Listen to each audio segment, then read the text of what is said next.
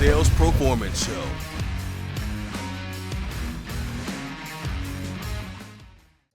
Welcome back to another episode of the Sales Proformance Show, where we dive into the minds of successful entrepreneurs, leaders, personal development, and hear stories of success. And I'm your host, Dave Sliman. And today, we truly have a special guest joining us. I've been trying to get this guy on for a little while here. I'll tell you what, imagine turning your passion for brewing into a thriving business. Our guest today has done just that. He's the co-founder and owner of Country Boy Brewing. And joining us today is Daniel Harrison. We know him as DH, so we're going to go DH forward here. But from his humble beginnings, he's going to talk about his stories of perseverance, creativity, growing a business. And I am super excited to dive into this with him.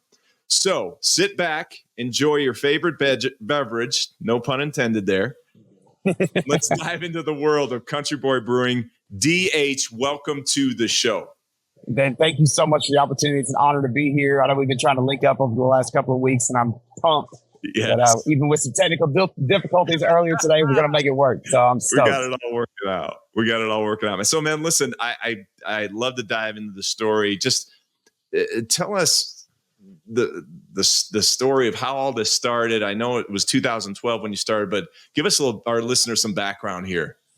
Yeah, so I've always been an adventurous eater. When I was old enough, of course, age appropriately drinker.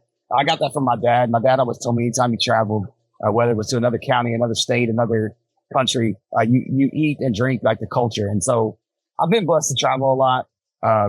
In my younger days before I was married with children, I was always on the road. I got studied abroad, through a circuitous roundabout, or however you want to say it, turn of events. I found myself teaching English in Japan in the public school system. Did you really?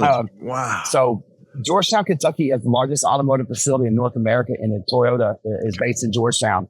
And due to that industry coming to Georgetown, which was a super small city before Toyota came, the mayor of Georgetown and the mayor of Tahara, Japan, which is where the sister plant is, Toyota and Lexus in Japan, they created a sister city relationship between the two cities. And as a result of their forward thinking and kind of just a hope for collaborative ideas and travel and culture exchange between the two cities, I was afforded an opportunity to go there after college and teach English in the public school system.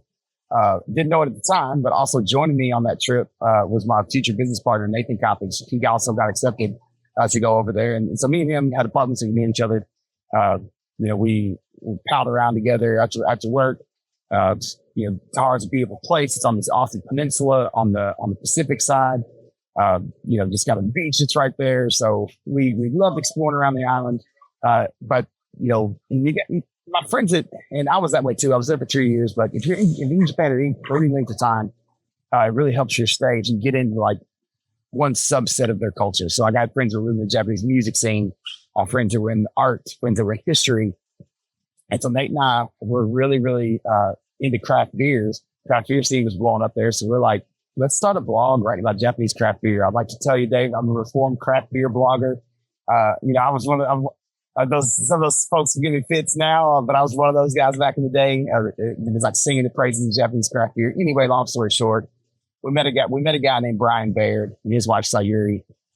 And they really, it's not a good word we have to use in the brewing world, but I was infected with Brian's passion for craft beer, passion for the industry, passion for the liquid, passion for the community and the culture that is around it. And some different types of beverage. It wasn't just we're slamming beers on the front porch. It wasn't just we're at the bar watching the game. It was a community center built around the love for this craft and celebrated the culture.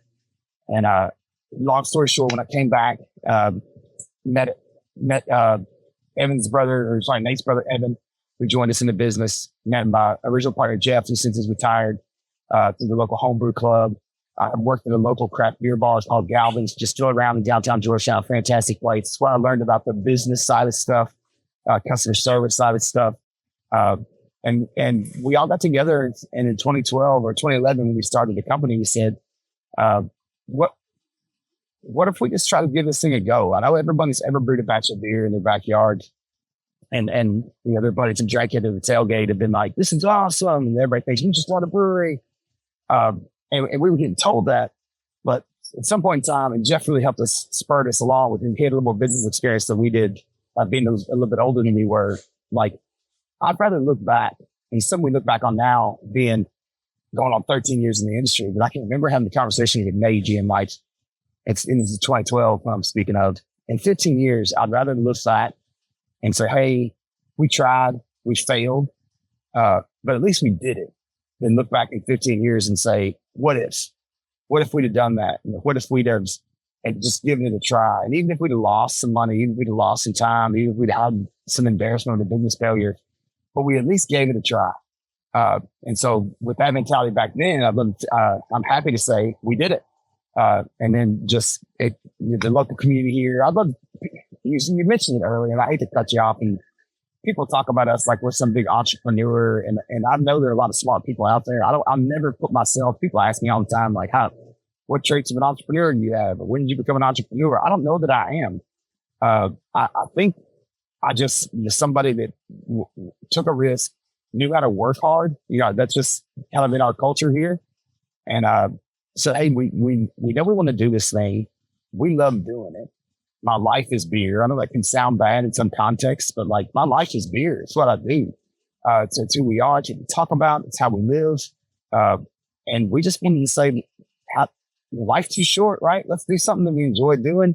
Let's give this thing a go. And we had such support from our community. That's where I come back to that Lexington just jumped right in. It's thirsty to craft beer, pun intended. That we were kind of moving. If we can recall back in 2012, things were moving from that chain culture that we had in the 90s and the 2000s back to the kind of mom and pop local, where it was, Georgetown is a great example. And we didn't have one of the big chains, restaurants. It was a bar, your neighborhood bar that came in that was a big chain. And everybody, oh, it's awesome. It's so cool. We're a big city now. And then fast forward 4 or 5 years and people are like, I kind of miss the old mom and pop way of things. It's like things were going that way in the beer world too. We want to try beer that's made here, brewed here by people that live here, work here, spending money here.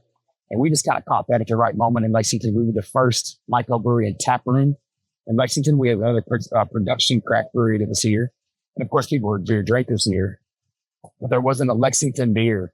And we also were lucky that another small brewery named West Six Brewing got opened around the same time we did. The Blue Stallion Brewing got opened about a year after that Theodore Brewing did. So there was this groundswell of craft brewers, in Lexington to just help educate people. And, it's one of the things that craft in general, but we don't look at those folks as so much as competition. We look at them as an education movement to people that we were doing to the community here. And man, did they buy in. I know a lot of brewers across the country, and I feel sorry for some of them when I hear them say like, we just can't get any traction in our local community. How did you guys do it? I'm like, we didn't do anything. Our community came to us. Like they were just so ready to support a Kentucky brand and a Lexington brand and a Central Kentucky brand. We just happened to be right time, right place, right people. So I say all that to say, I don't know that I'm deserving of all the adjectives that you threw at me at the beginning, but I'm very appreciative and humbled by it. So thank you. Well, listen, I appreciate that. And I want to really go back to a couple things that you said here. Okay. Listen, I've known a lot of entrepreneurs through my years of doing marketing and advertising and having a business. Okay. There's 3 things that you said. One, you said belief. Okay. You got to believe in what you're doing. And that's the first and foremost thing I would say is belief. And ultimately what it comes down to is that you said hard work. You got to put in the work. I can't stress it enough.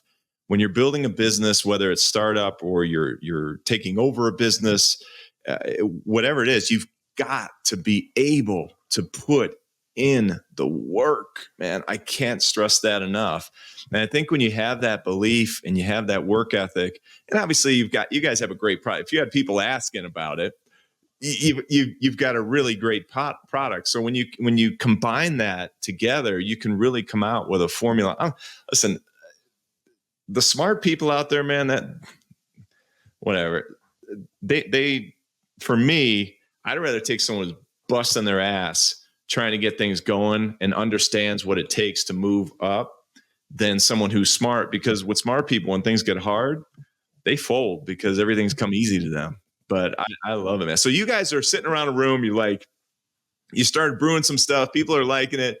You're like, let's make a run at this thing, right? And then you guys get going and the community jumps in right away. So we're busy from day one. We had no employees, just us four. That was brewing beer, selling the beer, running the bar, cleaning the bathrooms. Any job that needed to be done, it was just us four that did it.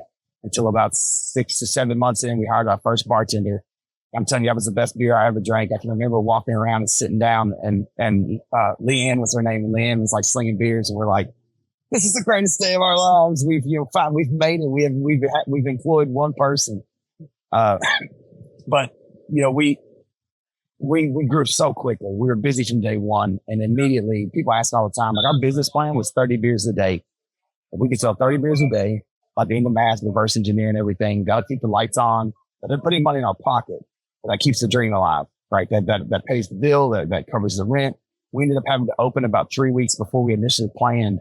My partner Jeff was like, "Hey, we're going to open up Saturday." And I'm like, "Dude, we had beers not ready on the way. We had three beers before we opened, if not many we wanted." I was like, the paint's not dry yet. Place is still, either listen, we better open on Saturday, or we ain't going to be able to open at all because we're not going to have money to make rent. It was due the next week. And so we opened. Just got flooded. Like, we ran out of beer. We were a craft beer bar as well back then. Now we just we're blessed enough that we can supply all 24 taps here in Lexington, 32 in Georgetown with our own brands of beer and cider. But back then we just had 3, and then the rest of it was other breweries that we respected, that either local or on the national level that we respected. And things just took off. Our business plan we didn't want to distribute. We didn't want to grow. We didn't want to become a production facility. But once we saw about 6 months in, hey, this thing can beyond our dreams. It grew legs, and not only starting to like walk around, the sucker was running, right? Like faster than we had ever planned. And so we upgraded the brew system. We started with basically a glorified homebrew setup, upgraded the brew system, and then started looking for like, what's the next step? So we started canning. We never thought we draft only when we started. Growlers were a big thing back then. So we did some like growlers and howlers, needed to get out the door. But we started canning in 2014. So 2 years in, purchased a canning line. That canning line was the first piece of equipment and the first thing we ever took bank assistance on. We ever took a loan for. Everything else we were self-funded.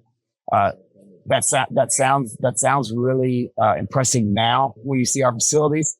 But back then, if you'd have walked in to where I'm at today, home, our Lexington brewery, if you'd have walked in, you'd have been like, "Yep, it looks like they were self-funded." It looks like the place was decorated by 4 dudes. It was dark. It was like painted like a brown color. I'm sure it was like paint that was on sale at Lowe's. Like, when they mix match the color wrong and nobody wants it, they bring it back. I'm sure that's what the color was. But we took a loan, bought that first canning line. And then we actually did 10,000 barrels of beer, which I know it doesn't mean a lot to your average listener that's not in the beer world, but a barrel to us is 31 gallons. To someone that's listening, they would know a big keg is a half barrel of beer to us. And so out of this facility, we did 20,000 of those half barrels a year, which is unheard of. I've never heard of another brewery that's in 3,000 square feet that employed less than 5 people doing that much beer, running full-time 5. That would, we were almost 2 shifts, 7 days a week. Our people, you mentioned earlier, like hard work. And we'll come back to that because I want to touch on it too. We started looking for what's the next step after that. So production facility. So that's tied back into Georgetown. Georgetown being where the Toyota plant is. It's like a Disney movie story. There's but if you could write it and pay for it, I don't know. But Toyota came, which afforded me the opportunity to go to Japan to learn about beer. Get to come back here after being infected with that passion from Brian and his wife. Come back here to Lexington, start a brewery. Get to expand to Georgetown next to the Toyota facility that gave us the opportunity to go and learn in the first place. The story gets bigger than that. The mayors back in the 80s that decided to get the Sister City program together, lost re-election bids, and then got re-elected again when we opened our facility in Georgetown. So the 2 mayors at the R in Georgetown were the same mayors that back in the 80s started in 89, started the Sister City program. And they got to see that vision come full circle. They got that. And some of it is, I know they were, I can imagine, and I may have prayed to it, obviously, and maybe lost great friends of mine, but to watch them get up and talk and be like, "Hey, we had a dream in the 80s, but to put these 2 cities together, and it cost a lot of taxpayer money. People thought that there'd be nothing come out of it. But look, if I'd have told you in 1989, this partnership was going to bring a craft brewery to Georgetown in 2016 and employ Georgetonians and employ people who live in Scott County, work in Scott County, and be hopefully some of the people in Scott County to be proud of. You'd have looked at them and been like, you're crazy. There's no way. And he's standing in front of our facility like, way. I'll show you. This is it. This is it. So we purchased the land in 2015, broke ground in 16, opened our doors in 2017 in Georgetown. And that's where that's where our production facility. So that's where all beer that either goes out to the market or goes into can, is produced in can. And we also have a huge tap room there. Our facility here is, like I said, the whole brewery is 4,000 square feet. Wow. That's about just under 1,000 for the tap room. 3,000 square foot for the brewery. It's still here. It still runs today. Georgetown, the facility is about 45,000 square feet. Of that, about 6,000 is retail tap room space, with an awesome patio, full-time kitchen. We run a full-time 300-person restaurant out of there with a pit master. It's kind of grown into its own beast. You guys ran fast. So talk to me about, because huge success here, but I'd like to dive into this. What are some of the challenges you guys ran up against coming into those first? I mean, you're running. 3 years. You're buying land and building a facility, and I mean that's quick, especially in your industry, like you said. But what were some of the challenges you guys ran up against too that you overcame? Well, let me answer your question with a little bit of a dialing in. Yeah, we grew fast, but I don't think we grew as fast as we could have grown. And so we throttled it a little bit. You did? A lot of it. Because at that moment, it was just right. If you remember back in 2012, 13, 14, we were number 6 or 7 licensed brewery in Kentucky in history. Since Kentucky was Kentucky. Yeah. We were like license number 6. There was about 2,000, 2,500 breweries nationwide. Now there's like 20,000. Like Kentucky's got over 100, and most large cities have over 100. Kentucky has 100, which is crazy. Breweries back then had the ability to really just grow. Any distributor would take your product. They take a pallet of this, a pallet of that, they throw it out there, and they may never reorder again if it didn't sell, if it didn't taste good, if it was infected, but you could at least on a big bump, boom, get it out there and get some injections back in. So we grew quick. Like we only grew as quick as we were comfortable growing. And I think that is probably one of our greatest successes, is that we could have chased it. You could do the research. There are other breweries that chased it, and a lot of them don't exist now, or a lot of them had to reinvent themselves along the way. But by chasing that just instantaneous growth with no effort, right? It's almost the whole, if it's too good to be true, it probably is, right? Like if that growth that quick is not sustainable. From a brewing standpoint, our liquid, it has a finite shelf life if we want it to taste good. Now, okay, well, if you don't want it to taste good and you don't really care about the liquid and the integrity of the products and you just want to check, you could put some beer, some alcoholic liquid, whatever you want to call it, in a can and ship it out there. Some distributor will buy it. Some retailer will put it on the shelf. The end user customer will just buy it once. And once they have a bad experience with it, then you're done for. You could give it away or you could sell it for a penny. It's still going to be too much money if it's a crap product, right? But where we said, we got to make sure the beer is good. We got to make sure it's not infected. We invested in lab equipment, a lab director, which was, you talk about people who are smart, way smarter than I am, right? But they're like the technical chemists to understand the liquid and the longevity, the canning process. What are we looking at as we're canning the beer to make it last on the shelf? What are we putting in the beer as far as ingredients go? They're going to taste good. They're going to be fresh. They're going to be real. They're going to be a representation of, you couldn't make it to Lexington to try the beer. You couldn't make it to Georgetown. So you popped over the river in Northern Kentucky to grab the can. We got one shot at that customer. If the beer's good, it's fresh, made with good ingredients with integrity, they're going to drink and have a good experience about it. And then we'll get a repeat customer, right? And so throttling that growth, I think, was very, very important. Challenges, though, we never, looking back at what we know now, obviously with the perspective of time, we never took like an HR class, knowing how to like have employees. Like we got to work hard. I had been an employee. Of course, I've got many jobs and various jobs I've had, but we never really like hired people. So, especially when we expanded Georgetown and we have different departments, we've got people that are working in the kitchen, people that are working in production, people that are working in the admin side of stuff, like managing that was tough. Probably the realest thing was when we scaled up from Lexington to Georgetown. How do we make the liquid and I hope I can package this up. How the liquid that has integrity here, how can we make it have integrity and taste the same as people have expected now that we've been 5 years in business in Georgetown? Because it could be different water. They're similar, but different. The ingredients are the same, but it's just like if you have a recipe that your mom made chocolate chip cookies or whatever, and you go to somebody else's kitchen, it tastes different because things are just different, right? How do we translate the liquid from here to there to make sure that it's consistent, it has integrity, and it's familiar, and it's who we are, right? But that was tough. That was really, really tough, but we did it. The harder part is how do we take, I'm going to adjust my camera, but I'm going to point about how do we take this from Lexington to Georgetown? How does this travel from there, here to there and grow and maintain integrity, maintain the culture, maintain who we are and what we stand for by leaving the small reach that we had here, the small footprint that we had, and then going to a bigger place. Because for a long time, craft beer had rung the bell and been the champion of, we're not corporate, we're not big, we're super small, we're like the anti-growth, right? But we're growing, we're getting bigger. We're not becoming corporate, but like we're gonna have to put some of those things in place for a reason. Like some of those things that we get dismissive of things being corporate exist because the structure has to happen when there's more than just the 4 people that own the place working there, right? So how do we grow that? That was the hardest thing to do. Because you got to trust that, right? You got to trust it. Right. I mean, you got to let go of the reins a little bit, and you got to say, "Hey, how hard was that?" Where you got to just trust that to let go a little bit.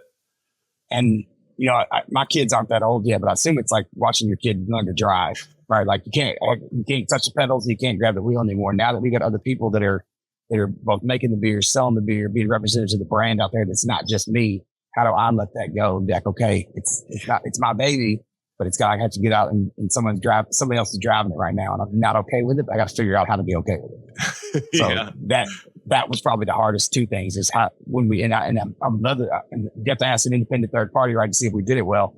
I'd love to think we did a great job of it because a lot of time and effort went into. We want to make it look and feel and be representative of what we set this place out to be. And throughout our 13 years in business, I'm learning. And I think maybe just getting older as a man. I don't know.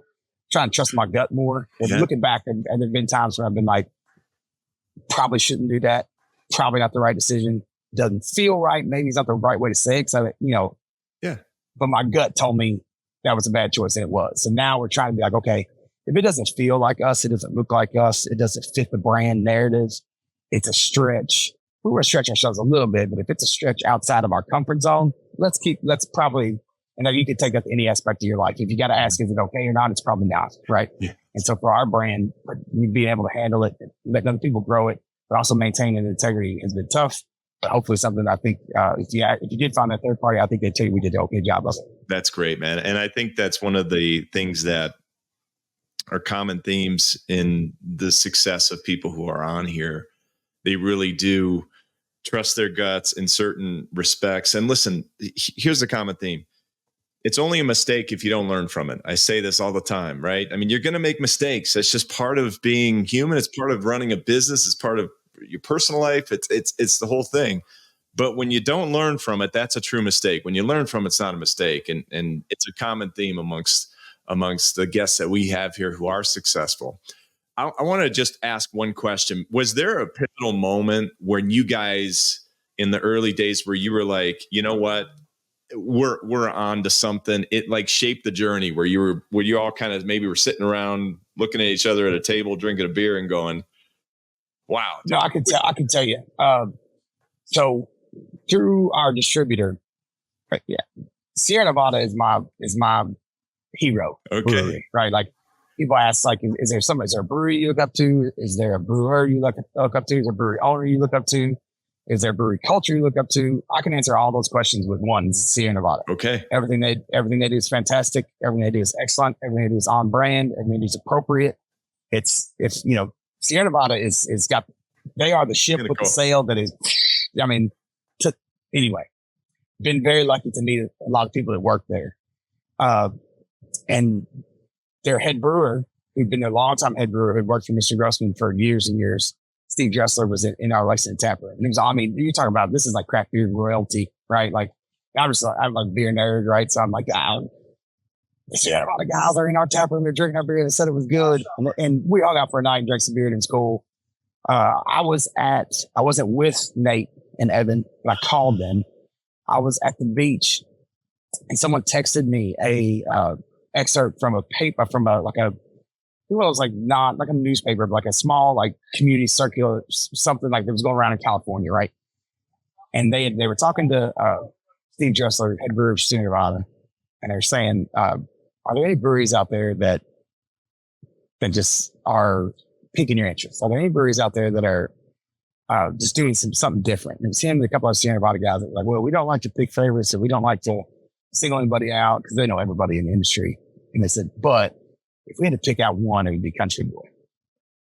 And that moment, I called Nate, called everybody else. Is like everybody knows them, right? One of those business things, like we used to say, like, it's not like what you know, it's who you know. Yeah. That's false. It ain't who you know, it's who knows you in my book, right? I know a lot of people don't know who I am, right? But at that moment, the Sierra Nevada dudes knew who we were. And not only did they know who we were, they affirmed and like praised us and put us out there as somebody that's who they respected. And that was like great, man. And from that, we got invited to a lot of culture. Craft beer has changed, but there was a lot of these big like festivals. And so like the guys and Joey and Justin down at Cigar City in Tampa, we got invited to Hunapoo's, which is a big festival down there. We got invited to Savor in Washington, D.C. We're rubbing elbows with just the craft beer, my heroes. It was in those moments where like we still pinch ourselves and can look around and be like, what are we doing here? We're here. Yeah. Somebody probably can't, like we had to be an alternate, right? Somebody canceled or, something happened for us to be here. They got the wrong name. Like Country Boy Brewing is supposed to be here and they spelled it wrong. And now we're here. Like, those moments are the ones that I look back on. It's like, man, that was really, really cool to know that somebody else saw. I think we always knew we could do it. But when somebody else saw it, that was like, man, that was cool. That's great, man. That is great. I'd like to ask you a question too. I want to shift gears a little bit. So you got three partners yourself? We started with 4. Yeah. One of my partners retired a few years ago, okay. And when that came about, we gave 2 of our key people the option to buy into the company. Okay. One of them's looking at me right now. He's standing back here in the back. Jason Hammond, our GM of all 4 of our locations, soon to be 4, 3 of our locations now. And then Daniel Sinkelman, our longtime production manager, is our first full-time employee. They both bought in to the company, which was something we were excited to offer them a chance to do. That's good, man. But a dream got true for them. Now, I tell them all the time now, basically we just shackled them to the company, right? Now they can't leave me because now they're owners and they're responsible just like I am. But that was a cool moment. So it's fine. Great. So how do you, coming together on decisions? I mean, do you have a formula that obviously you guys have a formula that works out because you've been doing this? Well, I'm not going to say it's perfect. Yeah. Right. Because just like everything we have, I'm sure my partners get frustrated with me from time to time when I'm not doing whatever, having too much fun at the event, not like pouring too many beers. But we from day one, it was when the 4 of us originally were here, and then now when it's 5 and Jeff's gone, they're not gone. He's still with us. He just retired. Right. I understand. Yeah. Everyone did a great job of staying in their lane, right? And what they don't tell you about staying in your lane is it's more about staying in your lane, and that's what you do. But it's more about trusting the other people staying in their lane, right? Like I can stay in my lane and I know I'm good, but that's easy because I know I'm good at what I'm doing. What's hard is trusting the other people to stay in theirs, right? That's the hard part. And so for us, I'm a front of the house guy, right? I'm a customer service dude. I get that from like I told you, the folks at Galvin's, from my mom and my dad. I'm a host. I'm customer service first. I like to talk. I like to talk too much, probably. My other partners aren't so big on that, right? And so they were like, cool, DH, you bartend. You take the customers that are happy. You take the customers that are sad. You take the beer festivals. You take the distributing talks. When we started, Jeff was, I'm going to do books. I'm going to do numbers and do all the legal stuff. I'm going to keep us out of trouble. Make sure you're doing things the right way. Nate and Evan, they're brothers. Liquid. You get the beer, right? And so whatever, and I'll help with names. I'll help with whatever I help with. You tell me, as far as marketing it, but the liquid is you all. Now it looks a little bit different. Jason Hammond, who was the GM of all locations, I go, cool, you got our people from the house, right? So he's in the weeds day to day on day-to-day operations of the brewery. Daniel Cinco, production manager, still in that role, logistics, orders that are coming in from distributors, orders that are going out, the engine of the brewery, right? The powerhouse of the brewery, what we are, he's the engine. Then the brothers are still liquid, right? Make the liquid, make it good. If they don't like it, if I can give them a critique, they have a hard time. This is going to be a backhanded compliment. If they don't want to make it, if they don't want to drink it, if they don't think the product has integrity, they're not really going to come along with it because their heart's not in it. And that's why our beer is so damn good at the end of the day. That it does, if it doesn't pass their test, it doesn't make it on tap out front. My role has morphed a little bit. I'm brand manager now. I'm still out there talking. I'm not behind the bar so much at all. But I'm still preaching the narrative, speaking the language. My role changed, especially during the pandemic shutdown, with our people. I became a cheerleader, right? Like I moved from, I'm trying to like help me stuff out in the market. I'm trying to speak the brand out into the ether because no one was out there. So my role moved to more of, at least in my own eyes, how do I make sure our people are good? How our people are are not going crazy, are not, so we didn't talk about business about it. I just ran hey, everybody doing good. What can we do fun? We're still making beer. We're still canning beer. We're still doing all the things we can do to keep the brewery alive. But my role really changed then, and it's really never come back 100% from that. That I'm still just, I was called this in a job when I was in college, but like I was a morale captain. Yeah, I mean, like morale chief. If we're not doing well, what can I do to help us do well? And then if we are doing well, how do I keep that ship going that way? And so staying in our lane and trusting each other is why we've been able to, and that's why we've been able to grow the way we've grown. We cross over from time to time, but and I say I talk to my preacher at church about this sometimes. We grew because we have the best team on the planet. There's a lot of other people who work in this industry that are great, but like I'll put our people up against anybody. Our team is the hardest working, but they don't quit. Give them a challenge, they'll get it done and they'll figure it out. That's from the house, back of the house, whatever it may be. They will not be outworked. We are where we are because of our people. Now, like I said, I told you, I know that's a good thing. That makes me sound like a good leader, right? Because I know that's what good leaders are supposed to say is give it away. No, I'm smart enough to know that makes me look good. But I'm telling you, in my heart of hearts, I know that the brewery, I can't tell you what year it was, but at some point in time, it became bigger than DH. It became bigger than the partners. It became bigger than the people that work here. It translated itself a little bit, at least in Central Kentucky, into a brand that just represented the lifestyle people who drink beer. That's what we want to be. And we want to be able to grow that. I want folks to look at our brand and think I'm a country boy beer drinker. I don't even drink beer, but like if I did, I'm a country boy beer guy. I'm a country boy beer girl. Like that brand represents who I am. Once it became bigger than us, that's when we knew the only way we got here was our people. If I walk out here and get hit by a bus today, get struck by lightning tomorrow, the brand goes on, right? And our people will be the ones to take it there. Yeah, man, that I got to tell you, we're going to clip that and make sure that we get that as a highlight and a reel because it is so true. The successful businesses put their people first. We just had a last guest on where he talked about leadership and the idea of leading from the front and meeting. I always say leaders aren't people who just stand up in front of the room. I mean, leaders are the people who are leading on the front lines every day, doing what needs to be done. And it's a great point that you brought up. Let me ask you this question, too. I'm going to move to this one personal. Okay. How have you grown personally as an entrepreneur through this journey? So I think a lot of stuff when we first, this is going to be trying to delve into my own head a little bit. When we first started, I didn't take a lot of stuff seriously. And I don't want you to misconstrue that, like I'm a super serious person now. But I think if for you, lack of a better way to explain it, we just kind of existed. That's where like, I think when people say like, oh, you're this great entrepreneur and I had this idea and I knew it was going to grow into Georgetown. I knew it was going to grow into this multi-state distribution and we were going to employ over 110 people. I didn't have any of that. We just got started something, believed in it, worked hard. were lucky to be in the spot, and it kind of just sprouted, right?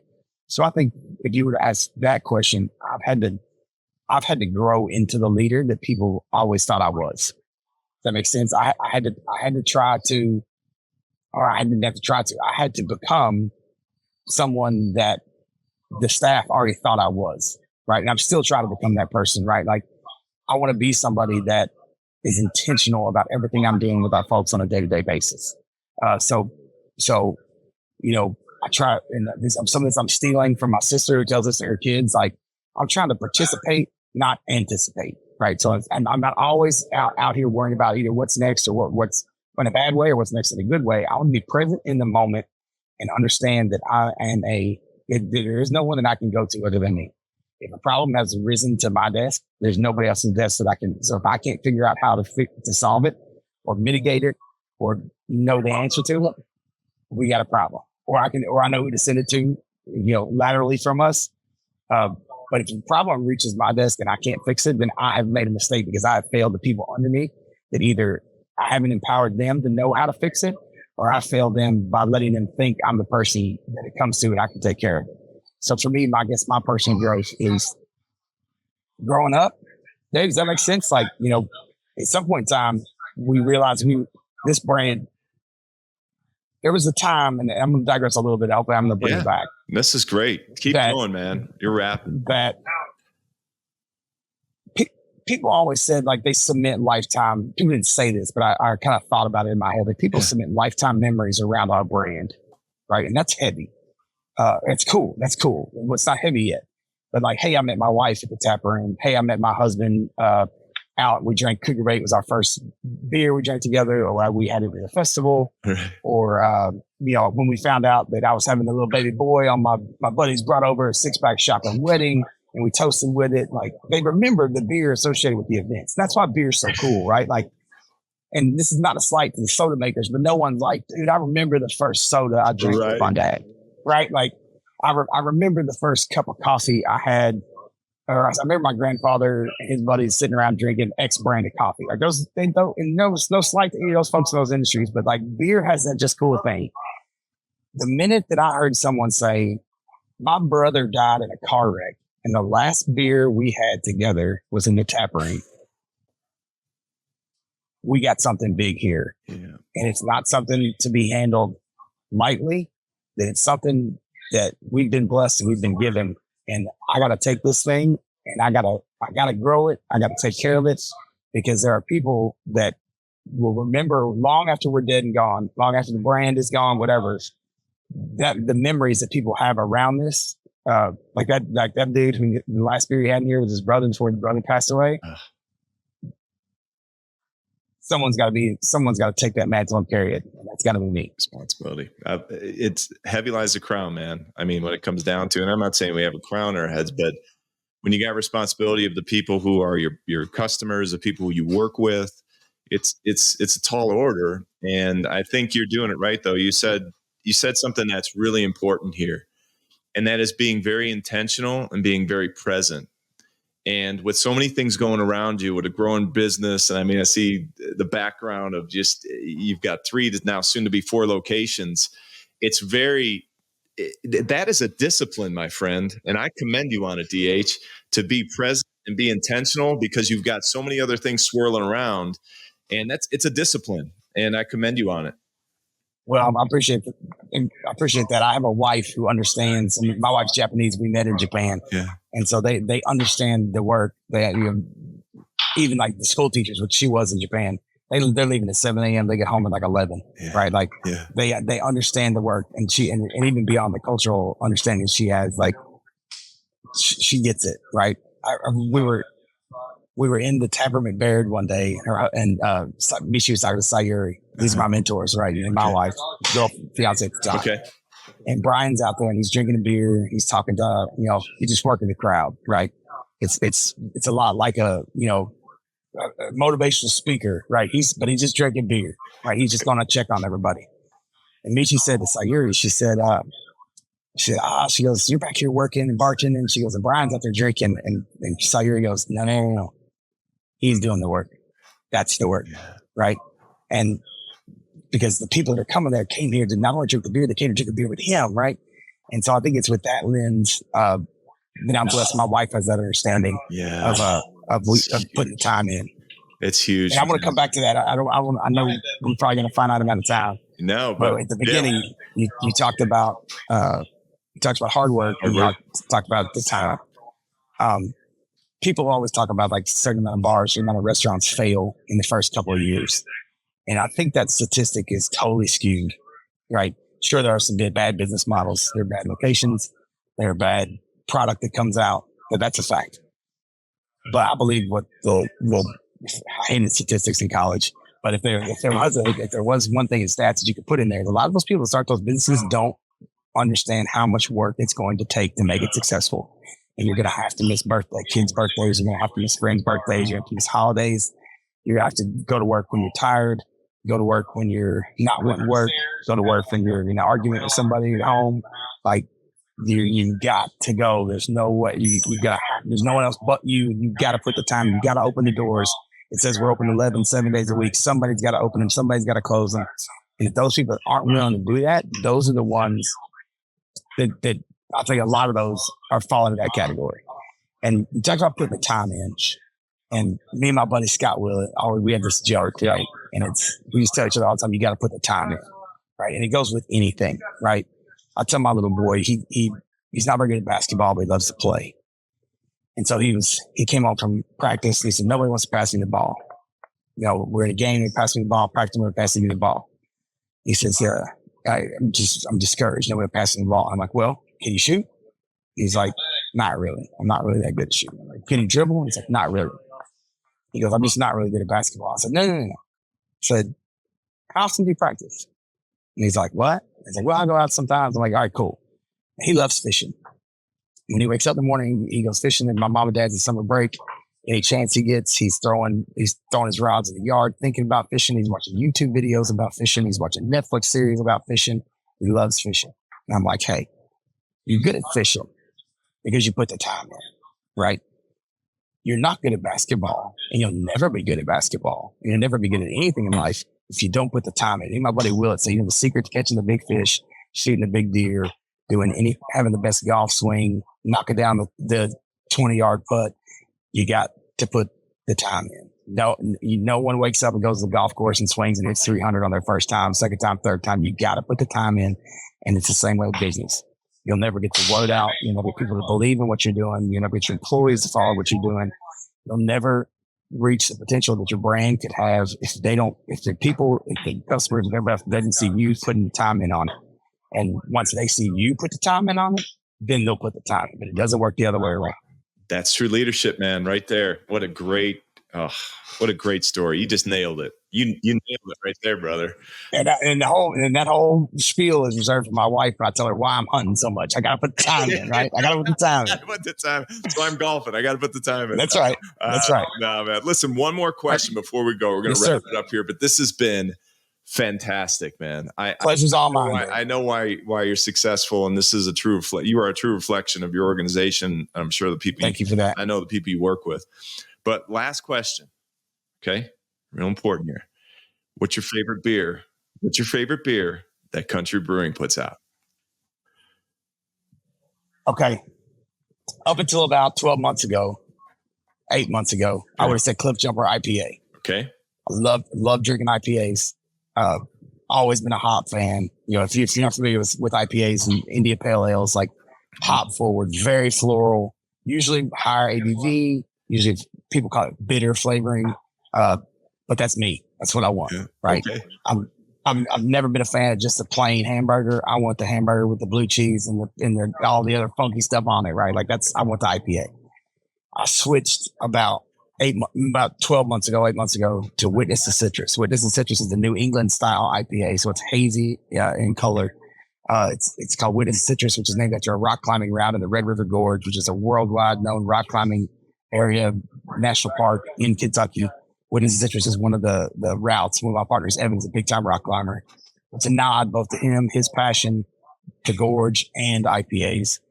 But I'm going to change from those two. Okay. I tell you that recently, it's called Country Light. It's our new light beer. And I love drinking the heavy stuff. And I still love my Witness. Witness would be my favorite. I'm just saying this because my wife may listen.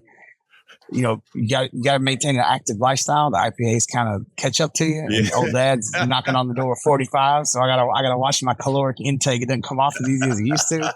So I'm going to say Country Light if I'm drinking 3 or 4 of them, and I'm one Witness to finish it off. I love it, man. I love it. Oh, that's fantastic. Listen, I'm out in Park City, Utah, man. They have a lot of they just have a lot of breweries out here too. That's a beautiful part of the country, man. It beautiful is. part of the country. It is. And enjoy it. But I got to the challenge with Utah is you can't ship any alcohol here. So I got to figure out a way to get my my taste buds wrapped around, one of those cans, but we'll figure that out somehow. You're just gonna have to give me a reason to come out there and see, and I'll bring some or something like that. The door is always open, my friend. Love it, Dave. Listen, how can people check you out? Website, get in touch with you if they have questions. How do they get in touch with you? We're countryboybrewing.com. For website goes, Facebook. You just put Country Boy Brewing, Instagram, Country Boy Brewing, takes us there. I'm Country Boy DH on all those social platforms. I'm a really boring follow unless you like content of me cooking, fishing, hunting, hanging out, drinking beer. Then you'll have some enjoyment there. But yeah, you can find us on all social platforms. That's awesome, man. Well, listen, he is DH. I am Dave Sliman. We are so honored to have you on the show. Thanks for being here. And Thank you. Pleasure mine. Yeah, check us out at salesproformance.com. Check him out. countryboybrewing.com. We appreciate you being here. Like this show, share this show, give it to one person, put it out there. This was a great one, DH. Again, thanks for being here. Everybody, we will see you next time. Wealth, health, and success. Thanks again.